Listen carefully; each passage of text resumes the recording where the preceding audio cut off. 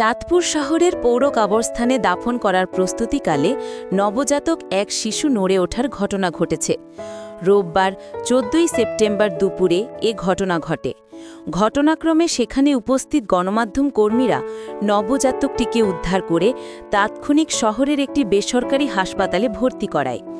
ঘটনাটি সামাজিক যোগাযোগ মাধ্যম ভাইরাল হওয়ার সাথে সাথে নবজাতক শিশুটির দায়িত্ব নেওয়ার জন্য অসংখ্য পরিবার হাসপাতালে ভিড় করছে। পৌর কবরস্থানের কবর খোঁড়ার কাজ করা শাহজাহান জানান, দুপুরে 30 থেকে 35 বছর বয়সী একজন অজ্ঞাত পুরুষ একটি কার্টুনে করে শিশুটিকে দিয়ে যায়। শিশুটি মৃত জানিয়ে দ্রুত কবর দিতে বলতে করেন আমাদের। পরে দাফনের জন্য আজান দিয়ে জানাজার প্রস্তুতি নিচ্ছিলাম। এ সময় কার্টুনটি খুলে দেখি শিশুটি নাড়াচড়া করছে। বিষয়টি তাৎক্ষণিক সেখানে উপস্থিত দুজন সাংবাদিককে অবগত করি। তারা এসে নবজাতকটিকে শহরের একটি বেসরকারি হাসপাতালে নিয়ে যান। এরপর দ্রুত ওই নবজাতককে এনআইসিইউতে ভর্তি করানো হয়।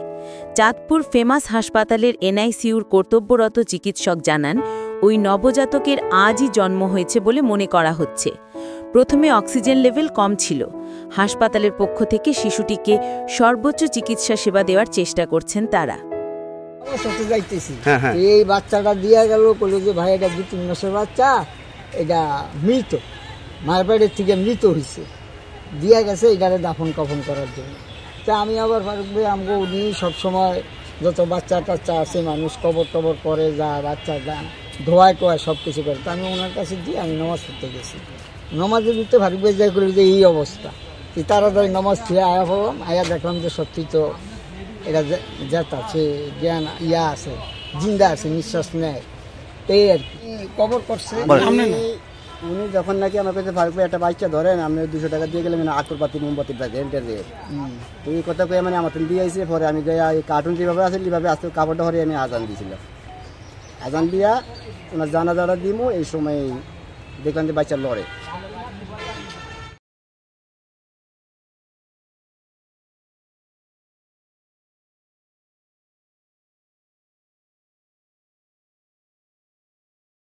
কোন লোক যদি এই বাসা দিয়ে যায়, আপনাদের কি তাদের কোনো তথ্য রাখেন না? হসপিটালের তো না আইয়ে তথ্য রাখেন না কোন জায়গাতে দিয়ে গেছে বা কারা দিয়ে গেছে?